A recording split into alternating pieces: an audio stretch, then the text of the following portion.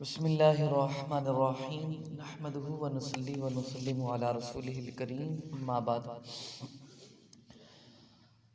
व अन अबी उमामता क़ाला इन्ना हिब्रम मिनल यहूदी सअलन नबिय्य सल्लल्लाहु अलैहि वसल्लम अय्युल बिक़ाइ खैरुन फसकत अन्हु फ़क़ाला अस्कुतु हत्ता यजीअ जिब्राईलु फसकत व जाअ जिब्रीलु अलैहिस्सलामु फ़सअल फ़क़ाल मल मसऊलु अन्हा बिअअलम मिनस्साइलि वलाकिन अस्अलु रब्बी तबारक व तआला सुम्मा क़ाल जिब्रीलु या मुहम्मदु दनौतु मिनल्लाहि दुनुव्वम मा दनौतु मिन्हु क़त्तु क़ाल व कैफ़ कान या जिब्रीलु क़ाल कान बैनी व बैनहु सबऊन अल्फ़ हिजाबम मिन नूरिन फ़क़ाल शर्रुल बिक़ाइ अस्वाकुहा व खैरुल बिक़ाइ मसाजिदुहा।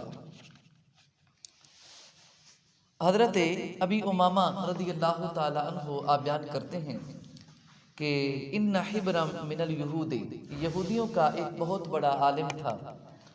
सअल नबी सल्लल्लाहु अलैहि वसल्लम, उसने हुज़ूर नबी करीम सल्लल्लाहु अलैहि वसल्लम आपसे सवाल किया। क्या सवाल किया कि अय्युल बिक़ाइ खैरुन, कौन सी जगह जहाँ पर लोग इकट्ठे होते हैं वो सबसे बेहतर जगह है। जब उसने ये सवाल किया तो फसाकता, हुजूर नबी करीम सल्लल्लाहु अलैहि वसल्लम आप खामोश रहे, आपने कोई जवाब न दिया। फ़क़ाला अस्कुतु, आपने फरमाया कि मैं खामोश रहूँगा हत्ता यजीअ जिब्राईलु, हत्ता कि मेरे पास जिब्राईल वही लेके आएंगे। फसाकता, तो बस आप खामोश रहे। वजाअ जिब्रीलु अलैहिस्सलाम, आपके पास हज़रत जिब्राईल अलैहिस्सलाम तशरीफ़ लाए। फ़सअल, तो रसूलुल्लाह सल्लल्लाहु अलैहि वसल्लम आपने हज़रत जिब्रील से सवाल किया। फ़क़ाल मल मसऊलु अन्हा बिअअलम मिनस्साइल, तो आगे से हज़रत जिब्रील ने अर्ज़ किया रसूलुल्लाह सल्लल्लाहु अलैहि वसल्लम, जिससे सवाल किया जा रहा है वो सवाल करने वाले से ज़्यादा नहीं जानता। यानी कि आप मुझसे सवाल कर रहे हैं तो मैं आपसे ज़्यादा नहीं जानता। बहरहाल लेकिन फिर भी वलाकिन अस्अलु रब्बी तबारक व तआला, लेकिन फिर भी मैं अपने रब से सवाल करता हूँ, रब की तरफ रुजू करता हूँ, देखता हूँ कि मेरा रब मुझे इस बारे में क्या जवाब देता है। तो सुम्मा क़ाला जिब्रीलु या मुहम्मदु दनौतु मिनल्लाहि दुनुवन मा दनौतु मिन्हु क़त्तु, जिब्रील अर्ज़ करते हैं या रसूल अल्लाह सल्लल्लाहु अलैहि वसल्लम, जब आपने मुझे भेजा तो मैं अपने रब के पास गया तो मेरे रब ने अपने इतने करीब किया, इतना मैं रब के जलवों के करीब हुआ कि इससे पहले मैं आज तक अपने रब के जलवों के इतना करीब नहीं हुआ।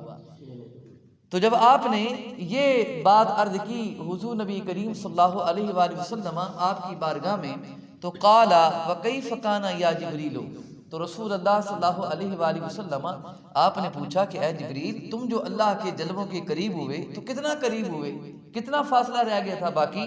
तो जिब्रील अर्ज़ करते हैं काना बैनी व बैनहु सबऊन अल्फ़ हिजाब मिन नूरिन, या रसूल अल्लाह सल्लल्लाहु अलैहि वसल्लम, पहले मैं अपने रब के करीब होता था लाखों नूरी पर्दों के दरमियान, लेकिन इस दफ़ा मैं अपने रब के इतना करीब हुआ कि सिर्फ 70,000 पर्दे जो नूर के हैं वो बाकी रह गए।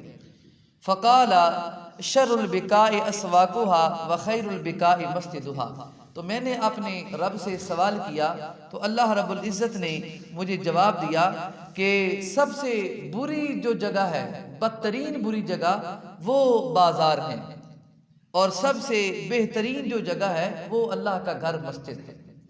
तो यहाँ पर ये जो बहस है इस बारे में दो चीज़ें मैं बिलखुसूस आपके सामने बयान करूँगा।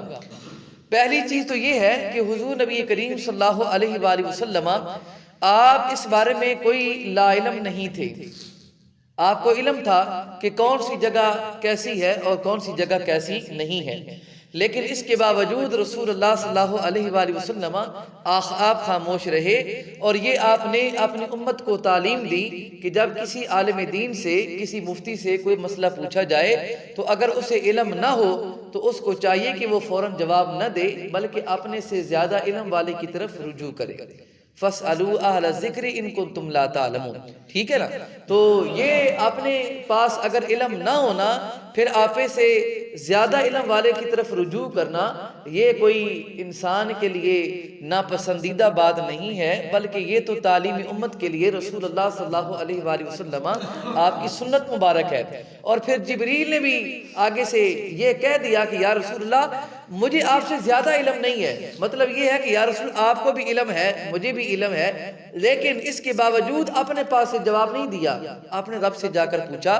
तो इसमें बिलखुसूस उलमा के लिए और मुफ्तियान किराम के लिए ये सबक है कि जब अगर किसी मसला में उन्हें इल्म ना हो तो फिर उसमें खामोशी इख्तियार करें, और खामोशी इख्तियार करने के बाद उस मसले को अच्छी तरह हल करें, चाहे खुद तलाश करके हल करें या अपने से बड़े उलमाए किराम से पूछ कर हल करें।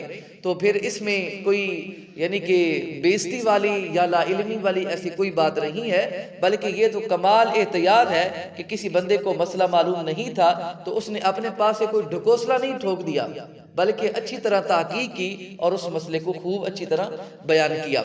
अच्छा, अब सवाल ये पैदा होता है कि जिब्रील को आज इस मकाम पर ही अल्लाह का इतना कुर्ब क्यों नसीब हुआ? ये बात काबिल गौर है।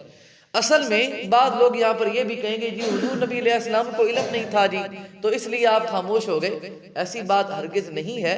इसमें उलमाए किराम का इत्तिफाक है, चाहे कोई नबी अलैहिस्सलाम का इल्म गैब माने या ना माने, लेकिन इस लिहाज से उलमा का इत्तिफाक है कि हुजूर नबी करीम सल्लल्लाहु अलैहि वसल्लम आपको अल्लाह ताला ने शरीयत के लिहाज से इल्म गैब कुल्ली का कुल्ली अता फरमाया।